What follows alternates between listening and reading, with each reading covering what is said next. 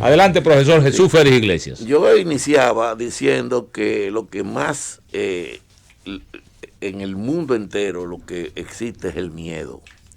La gente tiene miedo por las contradicciones, por el desconocimiento. Lo que hoy es verdad, mañana es mentira. Lo que dice un líder hoy se contradice mañana.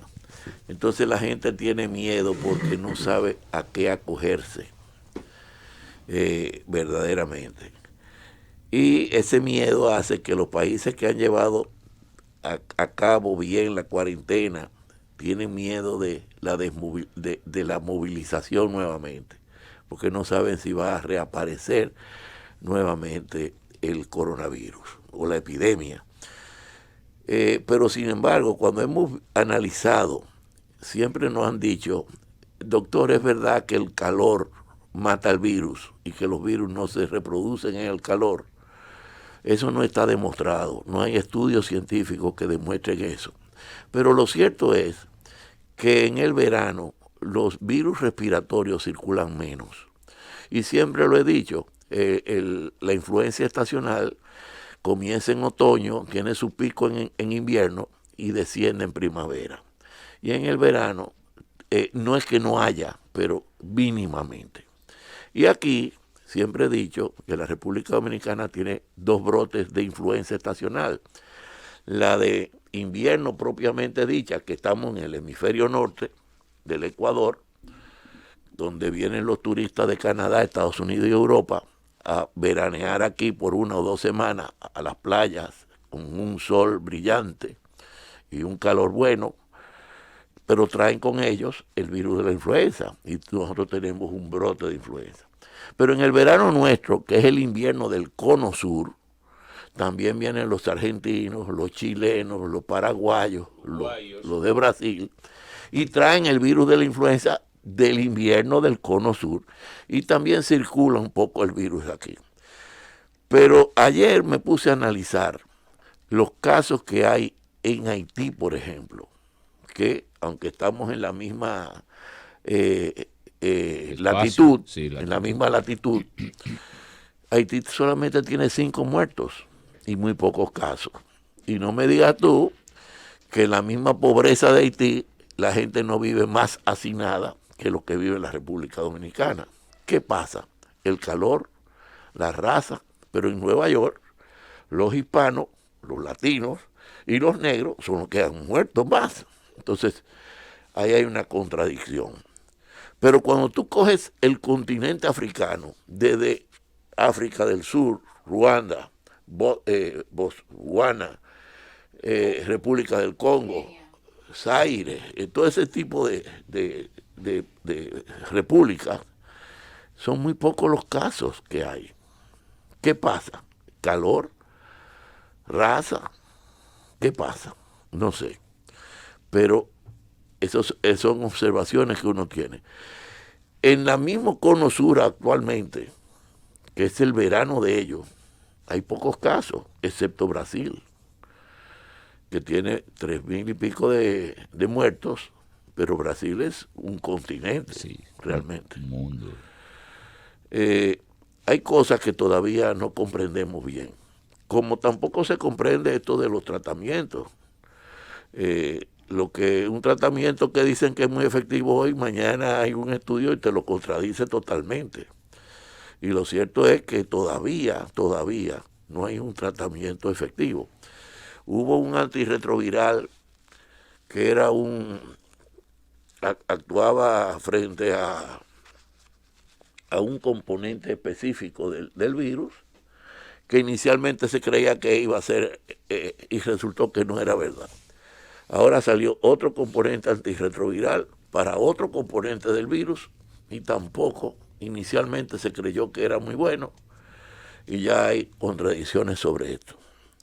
Lo cierto es que lo único que te puede prevenir es quedarte en la casa y evitar contagiarte. Pero ¿a quién contagiarse? Generalmente lo que han fallecido son o los envejecientes, porque el promedio aquí es de 62 años, los que mueren, pero 62 años y más, y aquellos que tienen comorbilidades. Y los niños que en China no hubo niños muertos, pero aquí hay 4 ya conocidos, han tenido problemas cardíacos.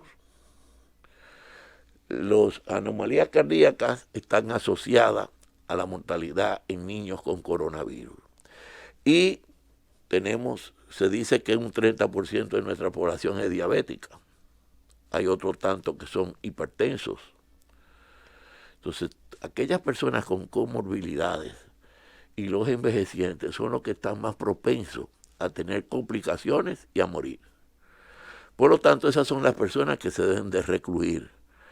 Pero un joven que el coronavirus le afecta, solamente le puede dar un catarro. Creo que las restricciones no son tan importantes. Y por otro lado, China inicialmente decía que los asintomáticos eran un 3%. Pero después hubo un transatlántico de pasajeros, de turistas, que le hicieron un estudio a todos y se demostró que el 53% de los pasajeros del Princess Diamond, se llamaba el barco, el 53% eran asintomáticos. Lo que se hace un estudio y se cree que en China del 40 al 80% de los casos eran asintomáticos. Lo que quiere decir que la mayoría de las personas cursan con el coronavirus asintomáticamente. Entonces, para esas personas no es tan peligroso, porque ni siquiera le da manifestaciones clínicas. ¿Qué es lo que debemos de hacer nosotros aquí? ¿Qué es lo que queremos hacer? Y todavía nos la ponen en China, porque todo se mide, desgraciadamente, en base a política partidista. Que nosotros tenemos 20.000 pruebas para hacer un estudio de investigación, para caracterizar la enfermedad. Óyeme, y lo hicimos por los canales correspondientes. Y los canales correspondientes nos han pedido hasta el último papelito del último, para hacértelo difícil, pero lo estamos buscando hasta el último papelito para ver con qué van a salir y hacer el estudio de la caracterización. ¿Qué es lo que pretendemos hacer? Con esas 20.000 pruebas, en los 5 provincias más importantes que tienen más casos, y Puerto Plata, el Distrito Nacional, Santiago y La Vega. Exacto. Entonces, dependiendo del número de habitantes por la Oficina Nacional de Estadística, determinar el número de muestras correspondientes a cada una de esas provincias, y en emergencia hacerle pruebas rápidas para determinar la IgG.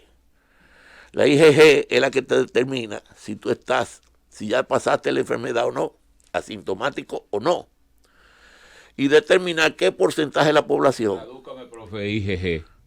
Inmunoglobulina G. Exacto. Esa te indica que ya tú estuviste en contacto con el virus y ya pasaste la etapa crítica, ya estás sano, ya estás inmunizado, ya estás vacunado, vamos a llamarle así.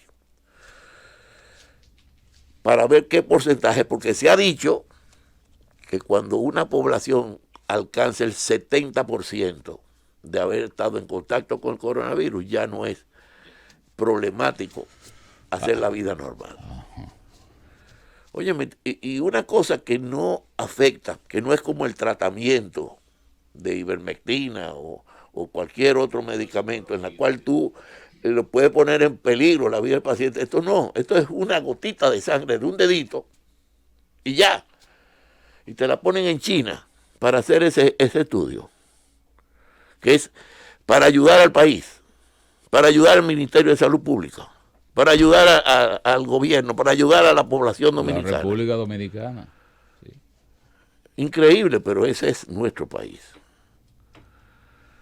Entonces yo entiendo que cuando se hagan estudios de esa naturaleza, podríamos decir, estamos libres de esto, vamos a comenzar a abrir el país.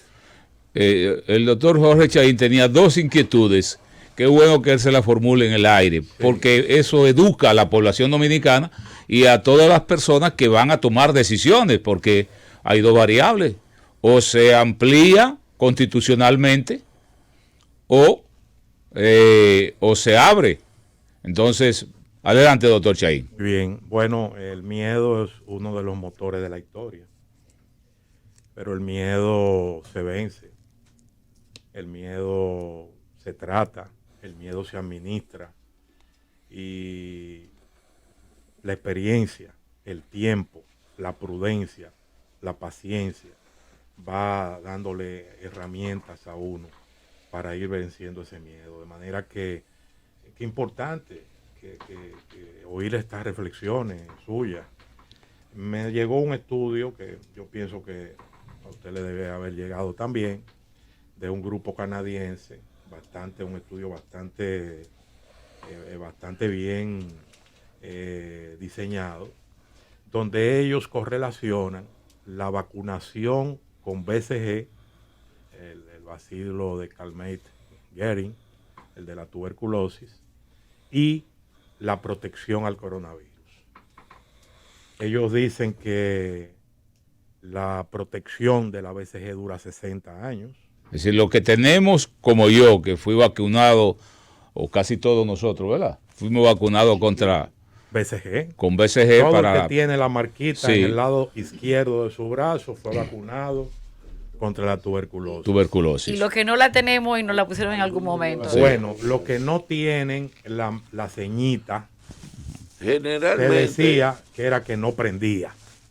Se decía. Sí, pero no todos los niños dominicanos son vacunados con BCG. La BCG se aplica en los hospitales públicos. Correcto. Y por dos razones fundamentales. La primera razón es que los que viven en hospitales públicos no consultan al pediatra periódicamente. Muchas veces se van y no lo consultan más. Y el temor de la población más desposeída es que como viven en hacinamiento, la BCG en los niños protege solamente para dos situaciones: para evitar la meningitis tuberculosa y para evitar la tuberculosis miliar, que es la tuberculosis generalizada. No la tuberculosis pulmonar propiamente, sino la generalizada. Entonces, en Estados Unidos no ponen la BCG. La BCG es una vacuna francesa. Estados Unidos determinó que no ponía la vacuna porque los niños iban al pediatra a los 15 días de nacido, al mes y todos los meses hasta los 6 meses y después cada 2 meses hasta el año. Y en el año le ponían el PPD, que es la prueba para determinar si esa persona ha estado en contacto con el bacilo tuberculoso o no. Y que si está en contacto se le daba 1 año de isoniazida y no había mayor problema. No aplicaban la vacuna. Y los pediatras de consulta privada aquí, que son los niveles socioeconómicos medio y alto, no aplican la BCG por esa misma razón. Pero también hay otra limitante para los pediatras de práctica privada, y es que la BCG es una vacuna de dosis múltiple. Y como tú recibes un niño y no recibes más, tú a lo mejor le aplicas la BCG a un niño y tienes que botar 10 trae 50 dosis o 49 dosis, la tienes que botar. Entonces, desde el punto de vista comercial, no es aceptable. Entonces no se vacunan. Pero aquellos que están vacunados con BCG pueden tener una mayor protección porque estimula el sistema de defensa, que es el sistema inmunológico del organismo. Entonces eso no podría, es una hipótesis. Una hipótesis. Y los canadienses concluyen ahí, pero nos podría contestar 2 preguntas. ¿Por qué en esas poblaciones más depauperadas, Haití, África, quizás nuestros barrios, tienen menos casos, número 1, y número 2, ¿por qué muchos casos son después de los 60 años? Nosotros tenemos también niños aquí muertos por coronavirus. Eso lo dijo el profesor, efectivamente, pero esos niños tenían comorbilidades. Tenían otras patologías. Perfecto. Una pregunta, doctor. Y yo creo que esto es muy importante, que pues la gente se estaba también haciendo esas preguntas en las calles. Está esa crítica justa de que no le abren la oportunidad a esos grupos de trabajo que quieren colaborar. Y esto no sé por qué no se canaliza de una vez por todas, pero tenemos camas suficientes, tenemos respiradores, ventiladores suficientes, tenemos áreas de cuidados intensivos suficientes. El país está preparado, o la cantidad de personas contagiadas ha roto nuestros límites, nuestra capacidad de atenderlos. Todavía yo no creo que se haya desbordado la capacidad sanitaria del país. No se ha desbordado. Pero sí ha habido escasez en los equipos de protección personal. Y ha habido escasez en el tratamientos experimentales, porque todos son experimentales. Entonces, bueno, y yo creo que ha sido uno de los graves problemas, y se oye en varios países que los médicos encargados, las enfermeras encargadas, en un momento dado les ha faltado el material para trabajar. Sí. Y también la especulación con las pruebas, la especulación con la mascarilla. Una mascarilla en Estados Unidos está costando de 250 a 300 pesos dominicanos, que es unos, ya ustedes saben cuánto es esto en dólares, ¿no? Entonces, aquí en República Dominicana una mascarilla te cuesta de 3 a 400 pesos. De una buena mascarilla, como la que usted tiene, como la que estamos usando aquí, cualquiera de estas mascarillas profesionales, tienen un alto costo en la República Dominicana, y con esto se ha especulado. ¿Está preparado este país ya para seguir atendiendo, o estamos listos para dar el paso siguiente y pues llegar al límite de lo que es esta enfermedad en la República Dominicana, doctor? Yo creo que todavía falta un trecho. Si a usted le toca, pero bueno, sí, usted en el Senado, el senador que lo merece, doctor, vamos a San Pedro a votar. ¿Verdad? No va a sacar de la mesa porque nosotros no votamos allá, pero bueno. Senador Jesús Félix Iglesias, el presidente quiere 25 días más para seguir trabajando con el coronavirus. ¿Usted le daría los 25 días? Yo no le daría ni un día más. Ay. Yo entiendo que ya el país puede, él como presidente, ejercer las funciones de presidente, y que todos los otros poderes comiencen a ejercer sus funciones normales. Porque hay que ir normalizando el país. El país no puede vivir en emergencia permanente y la economía estar cerrada totalmente.